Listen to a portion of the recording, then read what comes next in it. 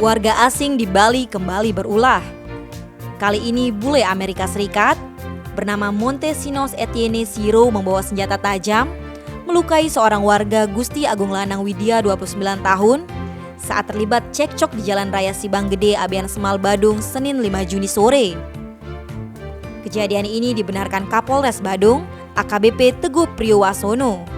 Dia memaparkan peristiwa ini bermula ketika korban dan istrinya mengendarai mobil Honda Brio di Jalan Raya Sibang Gede. Saat berhenti di persimpangan karena lampu merah, tiba-tiba kendaraannya ditabrak dari belakang oleh sepeda motor.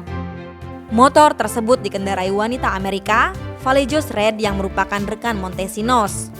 Tetapi setelah menabrak, turis ini malah langsung melarikan diri. Sehingga korban mengejar turis tersebut dan memberhentikannya. Korban pun berhasil memberhentikan turis tersebut di tempat kejadian perkara atau TKP guna meminta pertanggungjawaban.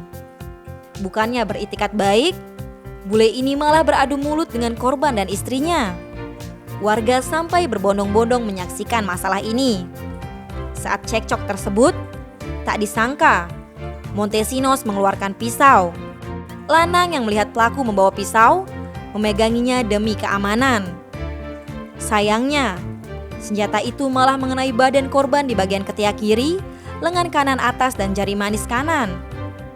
Insiden ini pun sampai di telinga aparat Polsek Abian Semal dan langsung mendatangi TKP untuk mengamankan Montesinos bersama warga.